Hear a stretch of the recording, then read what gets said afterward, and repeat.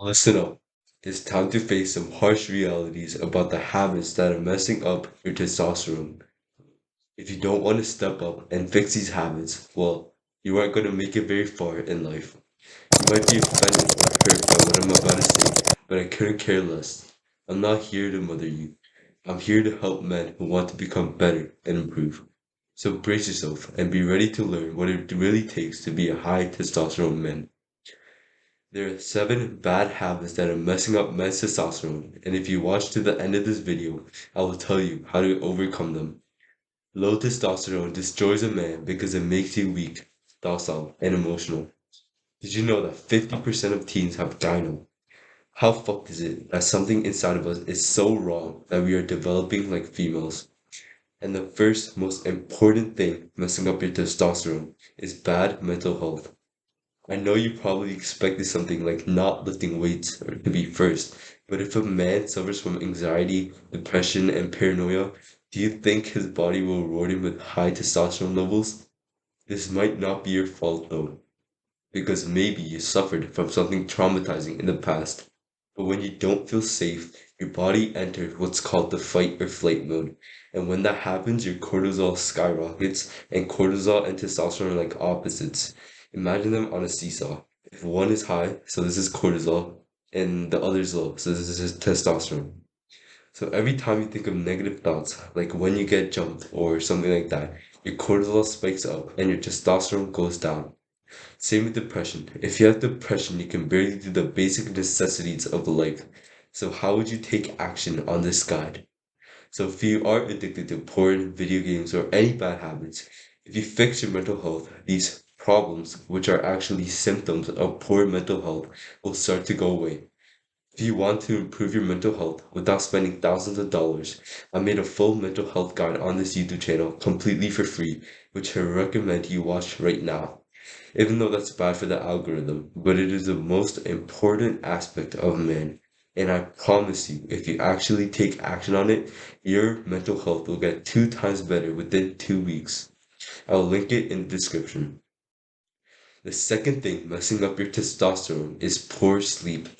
Even though you might be getting 8 hours of sleep, people fail to realize that the amount of time you're in bed does not mean the hours of sleep. Sleep efficiency is how efficient you are at sleeping. And a good sleep efficiency for a healthy man is 80%. So if you want to wake up at 6 a.m. and you want 8 hours of sleep, and you have an 80% sleep efficiency, you have to be going to bed at 8 p.m. Nobody is doing that shit. You need to start prioritizing your sleep. It's not that hard. During 8 to 10 p.m., unwind. Stop going on stimulating technology like video games, TV, or porn. And if you say those activities are unwinding you after a hard day, you are completely mistaken. Your brain is not resting when playing video games. If you do a scan of your brain while playing video games, watching TV, or porn, do you think it's just like completely still? Hell no. Everybody I tell this advice to tells me that they can't fall asleep or that early, but I guarantee it's because of the stimulation they endure during 9 and 10 p.m. And why is this important for testosterone? It's because when you sleep, that's when your body produces testosterone. The third thing messing up your testosterone levels is not being active. Most people in the world don't even exercise for 30 minutes a day, but maybe you are on self-improvement and started hitting the gym. I still don't think that's enough because, like, I know you started hearing the term cardio kills gains, which is completely false. And cardio is an activity that actually gives you the benefits of exercise. Just don't do it before your workout. And two, you also heard the term overtraining. To live like your ancestors with maxed out levels of testosterone, you have to be overtraining by the fat doctor standards. Do you think that David Goggins or Andrew Tate worry about ever overtraining? Hell no. So the lack of exercise affects two people at first. Firstly, it affects the people who are completely sedentary. And two, it affects the people on self-improvement but are told to do less and to spend more days resting. It affects guys like us trying to rise to the top, but these guys at the top do not give a shit about things like overtraining. So decide which group you are in, and are you in the completely sedentary group? If so, get off your ass and do like 30 minutes of walking a day.